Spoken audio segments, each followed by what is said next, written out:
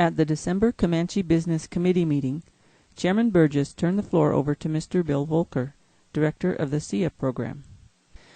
Mr. Voelker spoke to the issue of Native people legally acquiring feathers for cultural purposes.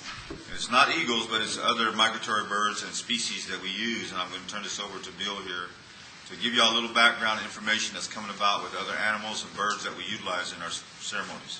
Bill? Chairman, thank you. Good morning, folks. SIA, our Comanche Nation Eagle program, is much more than eagles. It involves all the birds of cultural significance. And basically what we've done is taken my 40-plus years of experience in hands-on working with birds from a cultural perspective and format it in such a way that it is more meaningful to our people of today while respecting all of our historic lifeways. And what we've done, because of our unique position, is in working with the U.S. Fish and Wildlife Service, all the hands-on work that we do involving any native species requires federal and state permits in order to do it legally. As such, there's always been a provision since the Golden Eagle Amendment to the Bald Eagle Protection Act in 1962 to address eagle feather usage for Native Americans. There are means in place to allow us to do that. However, legally, and people will tell you different, but legally, according to the letter of the law, there has been no legal mechanism ever since the initiation of the laws protecting the other migratory birds for us to acquire legally the feathers of these other protected birds. Due to the Morton policy and under the Clinton administration, a memorandum that was issued, it's been hands-off with Native Americans. Any of us that utilize the feathers from other species, the position of the U.S. Fish and Wildlife Service has been to leave us alone, to not harass us. Although, you know, there have been cases where there have been feathers. The problem comes in is legally we cannot sell a feather. It is absolutely, totally illegal for anyone to sell any feather, no matter how old the feather is. Say there's a historic item that's been passed down from the family for 100 years. It's legal to possess it, but when commerce enters into it, when it's offered for sale or whether you are asked to sell it, that's where we get in trouble.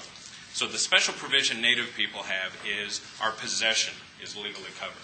However, back to the other species that we use, as all of you know, whether it's the powwow world, whether it's Native American church, there are other species of birds whose feathers are essential to us. So what we have designed at SIA is what we call the Essential Species List, which lists all these birds, animals, plants that we require essentially to keep our traditional lifeways going. And as a result of that, what we have established through, I think we've hosted 4 different law enforcement meetings at SIA this year, hammering out the particulars, and what we're being issued. Comanche Tribe, first ever permit, first ever of its kind ever designed by the Fish and Wildlife Service, is a legal means to allow us to be a national repository for the acquisition, the possession, and the distribution of the feathers of other protected birds. This includes the hawks, the owls, the falcons, waterbirds, any Native American we have. That waterbird is essential to that ceremony. It's called the anhinga, is the technical name of this bird. For all the waterbird feathers sitting in peyote teepees, at every ceremony, most of those, or all of those fresh feathers are illegal. So this allows, for the very first time, the mechanism to do this. So we're able now to accept feathers that are legally molted by birds held in captivity. Falconers, there are thousands of falconers in the United States. They all have birds legally held under federal and state permits. They have not been able to do anything legally with all the feathers these birds molt. They will be coming to us. Same thing with zoos. Our SIA program, we're the only tribal member of the American Zoological Association. So with that connection, we interact with the various zoos in the country, and without exception, all the zoos want to donate their feathers to us for tribal usage. The legal means hasn't been there until right now. So we have all the zoo feathers, the falconry feathers, rehabilitation centers. They have birds held legally under permit. Those feathers are available to us as well. What we have done, law enforcement is nervous about this whole thing because they're the ones that have to enforce violations of the laws. Well, what we do at SIA is from the minute a feather will come to us, it'll have a barcode.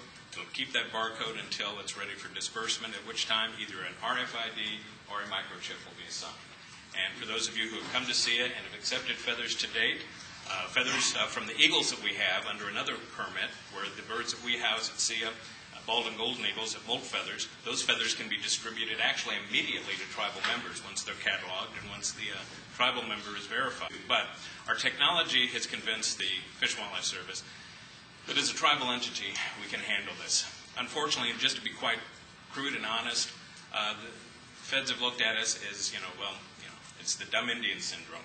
We can't manage our own affairs. Yes, we have the Historic Cultural Association with these birds, but we don't know what it takes in order to care for these things legally and enforce it. Well, I stand here to tell you that the Comanche Nation is standing apart from everybody else.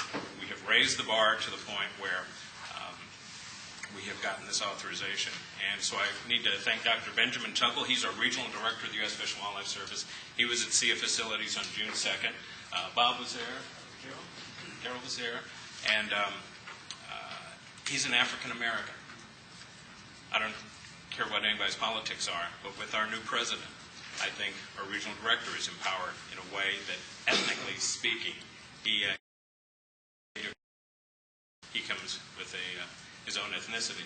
So we're in a unique place in Region 2. It's a unique time, and with our progressive CBC that we have now, I think it's very fitting that this authorization is coming down when it is. So just to give you a heads up, it's going to take us a few months to start accepting the feathers and get them cataloged and all, but we're forging ahead. And the important thing, even though all of this comes from a Comanche perspective, we can legally provide feathers to other tribes. SIA at this point has actually helped 26 different tribes with feather and bird part needs done legally. But this permit, as I said, will set up this national repository, and we can help everybody. So, thank you, Chairman, for allowing me to speak to that. And thank you, Mr. Voelker.